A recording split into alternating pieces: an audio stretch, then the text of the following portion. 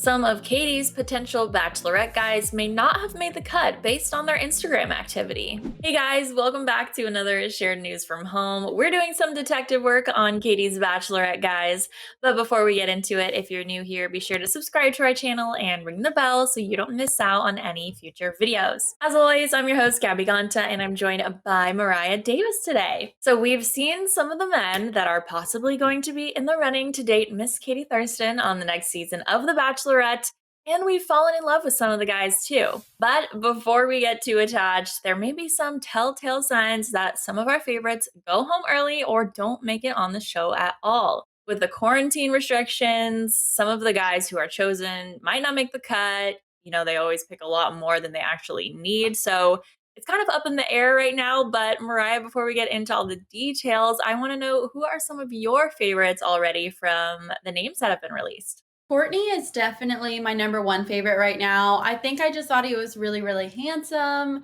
And for some reason, I just have a feeling him and Katie are really going to vibe with each other. I think they have a lot to already connect on. They've both experienced the loss of a parent, which is so, so devastating and hard. But I feel like that is something really strong that they're going to be able to connect on and just get them to a deeper level quicker than maybe her connection with Mo. So I'm number one rooting for him. But I also, and please forgive me if I pronounce his name wrong, Bao. I loved Bao. I thought he was so, so handsome, so unique looking. If I was Katie, I would definitely have my eyes on him. So he's also one of my favorites. Awesome. Those are really good picks. For me, I would have to say Mike A.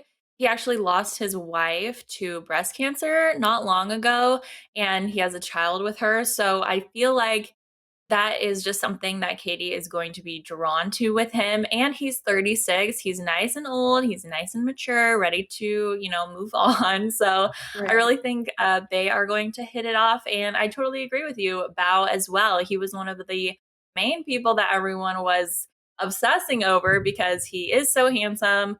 And we think he'd be a great fit for Katie. But there's some details about him that might show that he doesn't make it very far. We're going to dive into that right now. The Batch Recap Instagram page was quick to start keeping an eye on Katie's contestants and their Instagram account activity. As we know, contestants are not allowed to use their phone or be online during filming. Bowchowski, as we were mentioning, for one, he's already gained a ton of followers since the release of the names, but it looks like he's been pretty active on Instagram. So, Mariah, do we think this is because he maybe went home night one or really early or didn't make it on the show at all? Or is it possible that someone else is running his Instagram account to throw us off a little bit? What do you think? I definitely think it's possible that someone is running his account. I would be so surprised if Katie sent him home night one because, like we both said, he has been already a fan favorite. People are just raving about how handsome he is. I mean, maybe it's just me, but he's already gained a lot of traction. So I would really be surprised. It's got to be common. I mean, I would think to get the most out of your experience, you can't control how long you're going to stay. But I don't know much about the Instagram algorithm. I know it pays to be active. So I'm hoping that there's just someone on the other side who's kind of running things on his end to keep things active. I don't know. That's what I'm hoping for.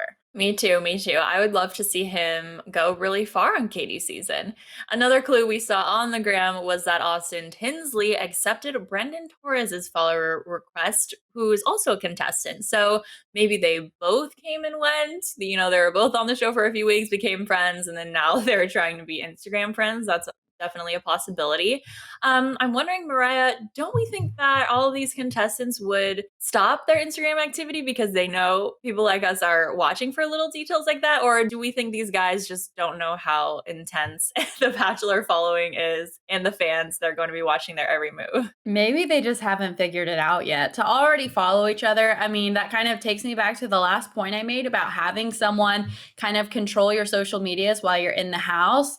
But how would that person know that you've connected with so and so and you should be friends on social media? I don't think they would be following other cast members. So that is a little suspicious to me. I think they need to, they're selling themselves out. Like, we're going to assume they're no longer a part of the show. But I mean, I doubt there's a handbook on how to successfully operate life during or after the show. Exactly. Another thing that fans have been picking up on is the fact that some contestants have turned their Instagram pages from private to public, meaning they might be done filming already. So we aren't 100% sure, but it seems like most contestants have their accounts set to private, whether that's a rule by the show or it's just something that they prefer to do while they're filming so they aren't influxed with so many Instagram notifications and things like that.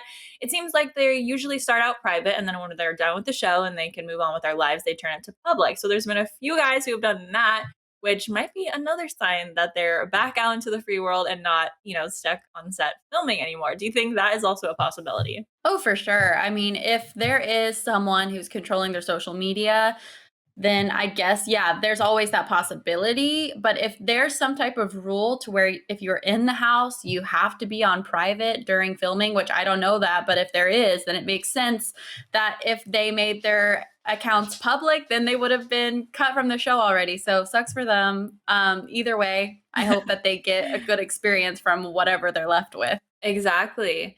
Another thing that we've been seeing on some accounts is the number of posts have gone down since their name has been announced. So I thought that was pretty funny because it seems like some of the contestants are deleting old posts they maybe don't want the world to see once they spill all the details of their lives on national television. Do you think this is a smart move by them? Or do you think maybe people are genuinely concerned about what happened with Rachel Kirkconnell last season and her social media controversies where they're just saying, I'm going to purge everything, so I'm starting fresh? I think it's interesting that people notice like how many posts they started out with and noticed its decline. Yes, it's smart to go through your social media, clean it up, because things can be taken way out of context and it could blow up in your face without the right context being explored or explained rather. So I think it's a good thing to kind of clean yourself up, but I think that should have already been done, right? Like, why are you now doing so after it was already announced that you were going to be in the show? People already knew about it. So I feel like that's a little sketchy. Also, it just has me wonder if there was anything that existed on their socials during casting that would have been taken the wrong way, could have been taken the wrong way. Why would they make it that far in the first place? Because we've all been talking about this institutional change where casting directors, whoever is in control of who gets on the show, doesn't do their research properly, and then we end up with another Rachel Kirkconnell situation. So it does kind of seem a little sus to me. Why is there anything on your social media that could be looked at the wrong way in the first place? Anybody who wants to be in the public light, you should know what you can and cannot post. I mean, it just doesn't make sense to me why now it's like people are noticing there's been a decline in their posts. Why haven't you cleaned it up beforehand? Or why did you ever post anything questionable in the first place? So I do think it's a little interesting, but I'm sure people are just like, well, just in case, maybe I could see this being taken out of context and this blowing up. And nobody wants to have an experience like Rachel had. Though I do think she ended up on, the good side of things, but it's a messy situation. It really is. That is a great point. It's also something to consider that the producers are maybe doing their own dig on all of these people's social media. And now since they had a bad experience last season, are doing extra purges or having people take down posts that maybe have anything that might come up in the future. So that's definitely true. When thinking about my own social media, if I was in this situation, the only posts I would probably remove are just like Instagram photos from high school, like the first year Instagram came out with just like a bad filter. Like, I don't look good. It's nothing bad, but it's just like, I don't want that out in the world. Or if people Google me, So it could be wholesome things like that. But also because Michelle's season is also around the corner, the producers are going to have a bigger pool to choose from, right? So maybe they did for Katie just get maybe upwards near 50 guys or something crazy like that. And then whoever doesn't end up on Katie's season for quarantine reasons or gets cut early, just like in Claire and Tayshia's season, they kind of, push some of the guys down to the other season once Tayshia showed up so they could have another chance and things like that. So that might happen with Michelle's season. Do you see that happening again in the future since we did see that with the previous Bachelorette seasons?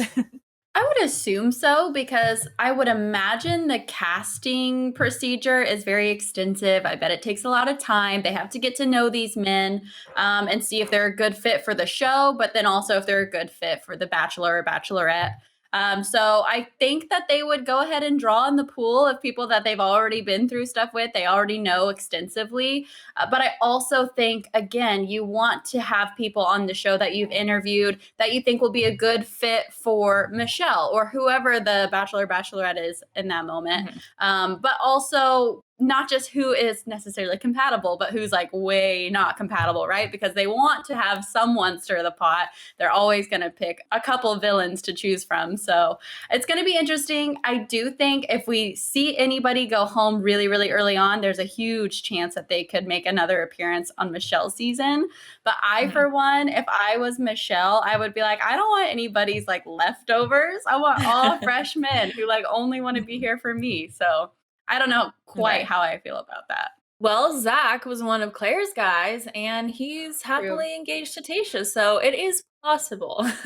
All right, you guys, that is everything we have to share with you for this Katie Bachelorette update. Of course, we want to know your thoughts, so let us know down in the comments. Which guys are you most excited for this season, or which have you been stalking on Instagram? Because I know a lot of you out there do it as well. Let us know, and before you go, make sure you subscribe to our channel and ring the bell so you don't miss out on any future videos. I'm Gabby Ganta. I was joined by Mariah Davis today. Thanks so much for tuning in, and we'll see you next time.